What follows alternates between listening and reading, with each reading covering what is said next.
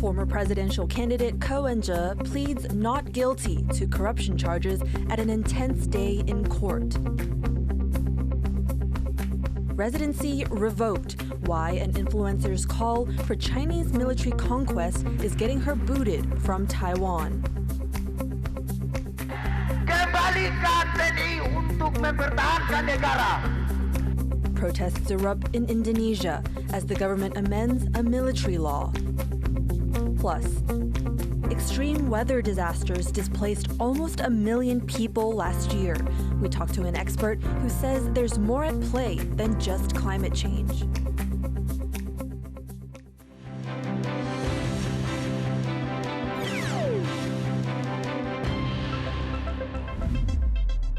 Good evening, welcome to TaiwanPlus News. I'm Joyce Tseng.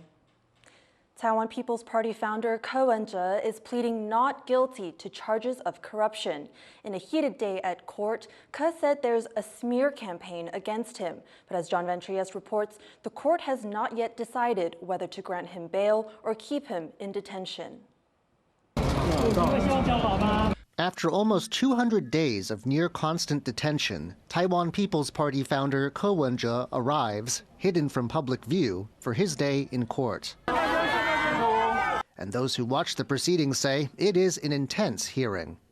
A day after the government watchdog fined Ko over $100,000 and seized $1.7 million in assets over unlawful transactions related to his run for president, prosecutors here say Ko was also involved in a corrupt real estate development deal during his earlier days as Taipei mayor.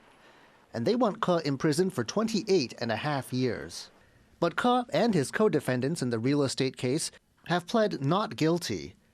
Ko says prosecutors, political rivals, and some in the media are out to stain his reputation. He says one prosecutor even tried to blackmail him into admitting guilt. And Ko's supporters say he's the victim of political persecution. 因为阿贝啊，提了非常多我们之前不晓得的事情。他说他本来关在里面7个月啊，他后来看了建中以后，他才发现他被冤枉了。他今天是一个反击的开始。Even simple facts are in dispute, though. Prosecutors say Ko took meetings with representatives of a shopping mall looking for a favor and approved documents for them. Witnesses say Ko angrily called these accusations false. It was a draining 6 hours in court, with Ko's family in attendance, and proceedings having to stop twice when emotions ran too high. But this is far from the end of Ko's case, with the court yet to decide on whether to extend his detention for 2 more months. In a year of fraught political tensions, few are likely to be more contentious than this. Luffy Lee and John Van Trieste for TaiwanPlus. Vacancies on the Supreme Court bench could soon be filled as President Lai Ching-te draws up a fresh list of nominees. Lawmakers blocked Lai's last 7 nominees, but his administration remains hopeful about its latest list. This time, prosecutor Tsai Chiu-ming is nominated for Chief Justice. The list includes 2 sitting judges, 2 prosecutors, and 3 academics. Taiwan is standing by its decision to revoke the residency of Chinese influencer Yaya. Pointing to videos where she proposed unifying Taiwan with China by force, Taipei officials say such messages are unacceptable.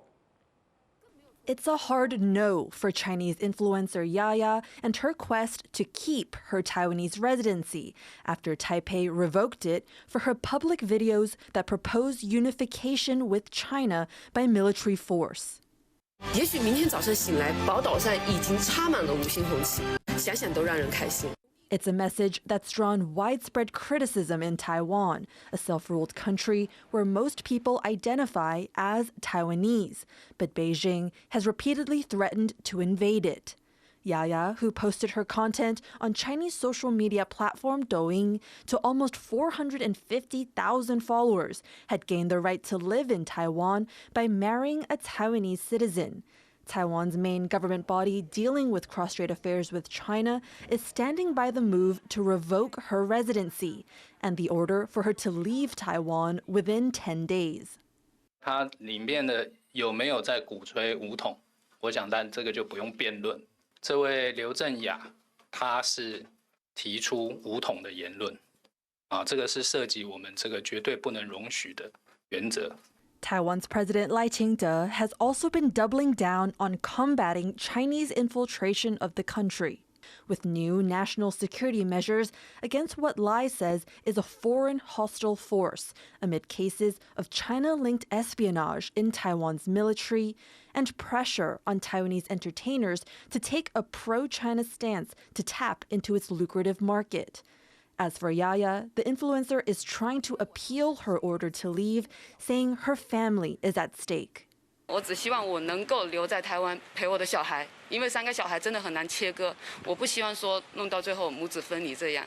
Taiwan says public messages that pose harm to national security and social stability are judged for their severity case by case, but says something as far as proposing a Chinese military takeover, a clear red line that harms Taiwan and the freedom it's working to protect. Andy Xue and Joyce Tseng for TaiwanPlus. Taiwanese citizens are among those being investigated amid heightened attention to Chinese infiltration. Currently, about 40 people are being investigated over suspected public messaging that supports China's claims to Taiwan or acts that harm national security. Meanwhile, some citizens have had their household registrations revoked. 在查证中的对象呢，到目前为止大约是40多人。 已经通报给户政事务所，并且废止当事人户籍者有14个人。The cabinet is set to meet next week to draw up strategies to see through President Lai Ching-te's new national security measures to combat Chinese influence. After 11 days of intensive military drills, the U.S. and South Korea are wrapping up Freedom Shield, their annual exercise, which has prompted North Korea to fire multiple ballistic missiles as a warning. Hameo Khan has the latest. U.S. and South Korean soldiers looking for weapons of mass destruction, with a little help from men's latest best friend. For the past 11 days, armies from both countries have been conducting the annual Freedom Shield exercises in South Korea, which are centered on defending against a common enemy. Neighboring North Korea has been improving its weapons program with at least 5 missile tests already this year. It's this kind of aggression that makes these exercises critical to the U.S.-Korea alliance. Something as simple as building a bridge helps foster ties. I think this is the best way to strengthen the U.S. alliance. If you look behind us, the bridge that was just constructed took the sheer effort of both U.S. and ROK soldiers. 2 soldiers who, although they don't speak a common language, can come out here and complete a common task. I absolutely believe it is the symbol of the U.S.-ROK alliance. Meanwhile, in Europe, fresh waves of North Korean soldiers are making their way onto the battlefields of Ukraine, with some Russian units now mostly made of non-Russian troops. This is raising concern with U.S. allies, as Pyongyang and Moscow could form closer security ties and change the balance of power in Asia. You know, this has strategic implications not only from the standpoint of Russia helping advance North Korea's military technology, but also by kind of reducing potentially North Korean reliance on China, which has significant impacts for regional power dynamics. That's why the U.S. and South Korea are taking advantage of the Freedom Shield drills to step up cooperation and practice realistic scenarios, like fighting side by side in big cities. It's, you know, ensuring that our, you know, joint plans to respond to contingencies are actually being, you know, put into practice, but also from a deterrence signaling standpoint, kind of, you know, showing potential adversaries that, you know, the U.S.-Korea alliance remains active, it remains strong, and prepared to respond to any acts of aggression. North Korea has continued to denounce these exercises, saying they are dangerous and provocative. But for the U.S. and South Korea, it's a reminder of their strong alliance, held for over 70 years. Devon Tai, Zalan Shata, and Jaime Okan for TaiwanPlus. British Prime Minister Keir Starmer says that Russia will break any peace deal with Ukraine if it's not defended by the international community. We know one thing for certain, which is a deal without anything behind it is something that Putin will breach. Therefore, what you're doing here today is vitally important to peace and security across Europe and for our NATO allies, and of course, crucially, for the United Kingdom. Starmer made the comments at a meeting with military leaders from more than 25 countries, the latest in a series of discussions between international powers on how to maintain peace in Ukraine if a deal is made. The UK and France have been leading Western efforts after US President Donald Trump opened talks with Russian leader Vladimir Putin in a move that shocked Europe. London's Heathrow Airport is out of commission after a fire at an electrical substation caused a significant power outage. About 1,000 domestic and international flights had to be suddenly diverted or canceled. The airport is closed all of Friday as fire crews respond to the incident, which has also left homes and businesses in the area without power. The climate crisis displaced almost 1 million people last year, according to a report by the World Meteorological Organization. Its data shows over 150 unprecedented extreme weather events, killing hundreds, demolishing buildings, and destroying vital crops. To learn more about the impact of the climate crisis and what role governments play, Reese Ayers spoke to Mujahid Bayrak, Associate Professor of Geography at National Taiwan Normal University. According to data from the World Meteorological Organization, there's an increasing number of unusual or unprecedented extreme weather events. What's causing these? So according to the recent reports, extreme weather events, and especially unusual weather events, have been increasing significantly. But we have to be careful to attribute all of these extreme weather events to climate change, because a lot of extreme weather events such as flooding or negative impacts related to typhoon damage and so on, it's also related to other issues such as bad government planning, flood infrastructure, or, over-urbanization and other factors. We cannot simply blame climate change for people being vulnerable. Being vulnerable is also an outcome of existing inequalities. It's also an outcome of political decisions made by relevant governments or just by unequal power relations in society. And what better choices can governments make to prevent the global climate crisis from worsening? Well, governments need to take accountability. Accountability in the sense of if a community has been struck by severe flooding or have been struck by an extreme weather event or extreme climate event, that they take accountability in which they try to investigate or identify where were their shortcomings. Some communities are more at risk of flooding because that has been a political decision. You will see that the most wealthy parts of that city are not having flood risk at all. So you can ask yourself the question, well, why that's the case. So an example would be the area that's called Shutsedao, which is part of Taipei's flood zone. A lot of people in Shutsedao are aging, are marginalized, have a lower socioeconomic status. And throughout history, that probably explained why they are at the flood zone of Taipei. The World Meteorological Organization's State of the Climate report shows that extreme weather events in 2024 displaced a record number of people. So what is a climate refugee, and is this even a useful term? We have to be very careful when we label someone as a climate refugee, because then we are also shifting away the responsibility of why some people tend to move in the first place. Look, if we talk about displacement, that's a different thing. If there's a huge flooding, you're not able to stay, you move out. Flooding might not be necessarily caused by climate change, but it might be exacerbated by climate change. But if we really talk about the doom scenarios of billions of climate refugees knocking on the doors of the West because they want to be let in, then I would say, well, that's an extreme simplification of a very complex situation which many rural and local communities, especially in the global South, face every day. Because I'm not saying they're not facing the negative impacts of climate change, but the reasons why people migrate are very complicated and are structured by many different factors, including the global economy, including people's personal desires, including globalization, including industrialization of countries.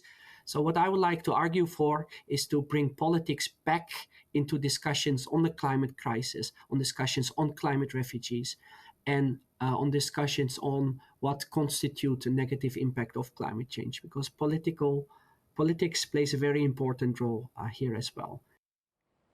That was Mujahid Bayrak from National Taiwan Normal University. After the break, as China's economy continues to cool, one business is heating up. Meet Beijing's restaurant undertaker. Stay with us.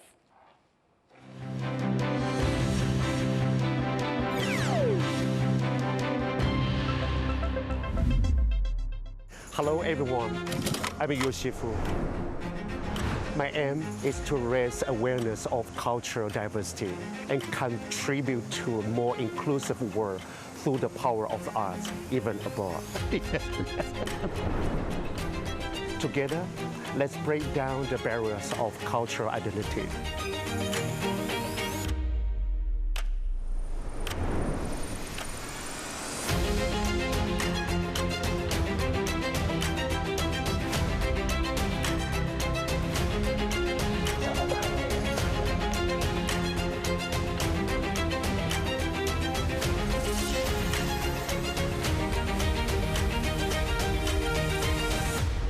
And begin this journey to make the world a better place. Yoshifu's Cultural Canvas, every Monday, 8:15 p.m. on TaiwanPlus.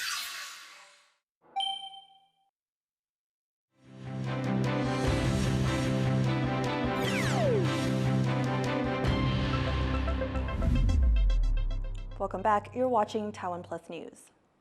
4 Chinese Coast Guard ships entered Taiwanese waters off the outlying Kinmen Islands Friday, but Taiwan's Coast Guard says it's chased them away. It's the second Chinese incursion there in a day and the 63rd since last February, when a confrontation with Taiwan's Coast Guard led to the deaths of 2 Chinese fishers. The Coast Guard says these repeated incursions are gray zone warfare tactics, falling short of open conflict, but meant to challenge Taiwan's sovereignty. President Lai Ching-te says he wants to increase pay for career soldiers. The announcement comes during a visit to one of Taipei's most important air bases and as Taiwan wraps up 5 days of military drills. Jaime Okan was there. For the past 5 days, Taiwan's military has been conducting a new kind of exercise in which it tests how quickly its armed forces can mobilize against an attack from China. Those drills come to an end with a final inspection from President Lai Ching-te on how Marines would protect Songshan Air Force Base, which sits here in the capital city of Taipei. This group of soldiers is known as the 66th Brigade, and they were recently deployed to defend Songshan Airport, which not only operates as a civilian airfield, but also as a military base. This week's nationwide rapid response drills were the first of its kind, as President Lai Ching-te signals more investments into military reform and strategy. That includes plans to increase salaries for career soldiers. 我要强调，调整国军待遇是一个长期的进程，要经过严谨的讨论，绝不是漫天喊价。我也希望在野党重新思考 动山国防预算的影响，给予国军官士兵最大的支持。 On top of the pay raise, Taiwan has also been leaning more towards a robust asymmetric defense strategy, which means using smaller, more lethal weapons that can be moved around easily. Weapons like the US-made Stinger and Javelin, and Taiwan's domestically made Kestrel rocket launcher. The hope is that using these weapons, in combination with more realistic training, will help Taiwan stand up to aggression from neighboring China. Across Taiwan, various units are now returning home and preparing for the next large-scale military drill, which is set for July. Officials here say they plan to conduct these rapid response exercises at least twice a year, with the goal of getting better at protecting Taiwan and responding more quickly and effectively from threats from China. Chris Ma and Jaime Okan in Taipei for TaiwanPlus.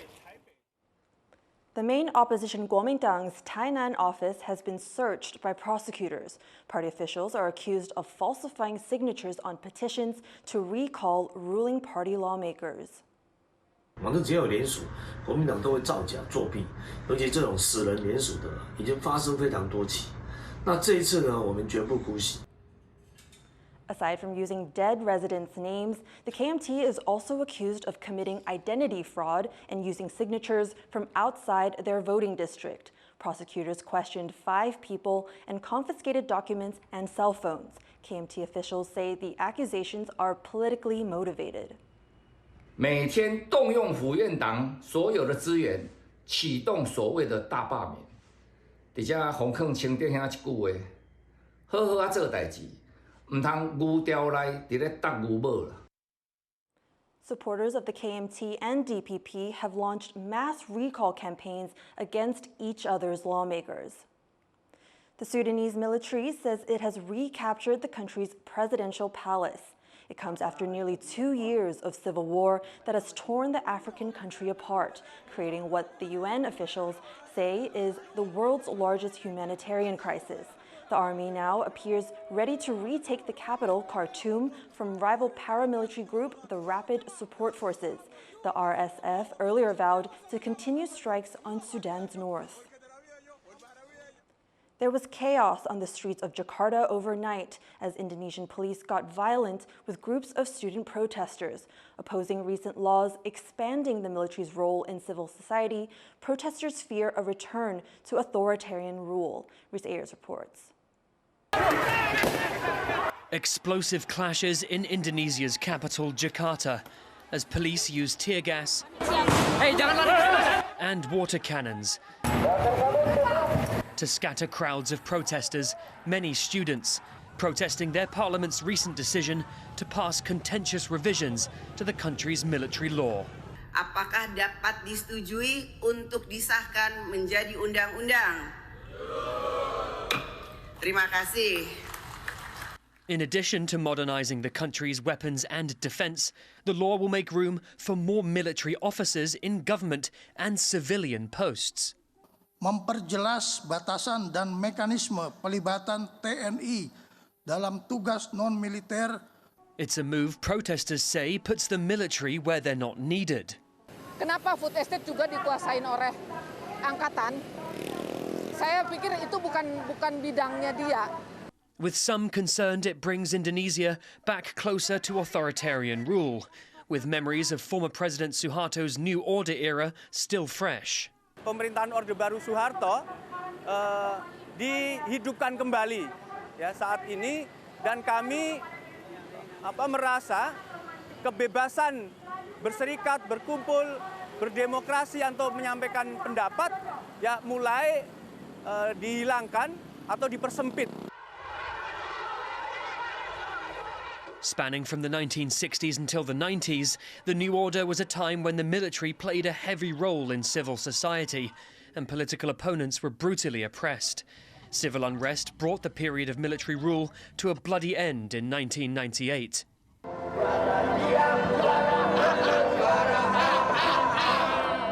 But not all the people out on the streets of Jakarta opposed the new amendments.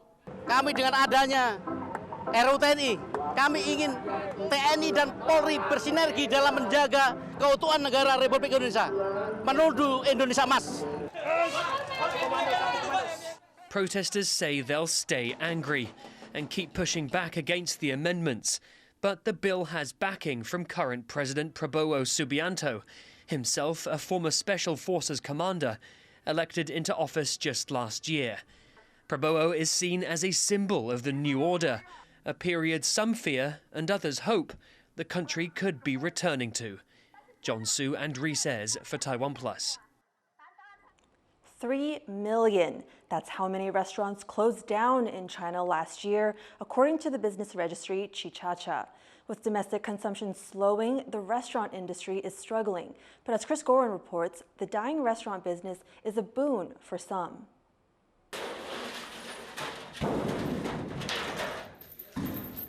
Hauling out vents and sinks is all in a day's work for An Dawei. He sells used kitchen equipment, but in Beijing, he's known as the restaurant undertaker. 这个身后的这个铺子，我们现在已经同一家铺子收过2次了。在2年前的这个铺子的老板也是找我们回收的。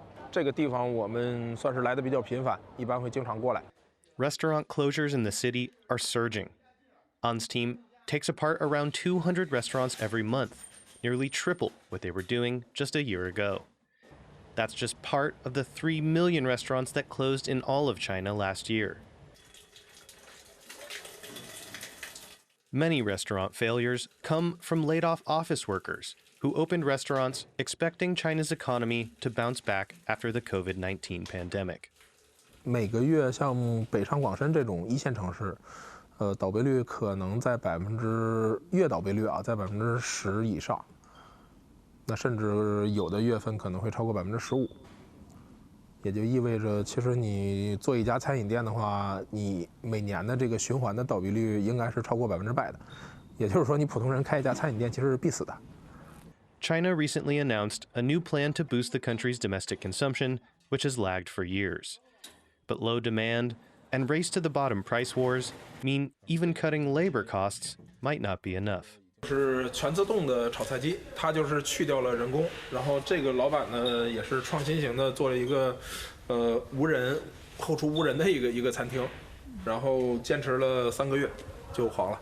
Plummeting consumer spending may be dragging down most of China's economy, but until demand returns, it's big business for the undertaker. Alex Chen and Chris Gorin for TaiwanPlus. Thank you for joining us for TaiwanPlus News. Be sure to visit the TaiwanPlus website and follow our social media. Finally, bring you to this event in Paris, celebrating 75 years of the American comic strip Peanuts and its beloved character, Snoopy. I'm Joyce. Have a good evening.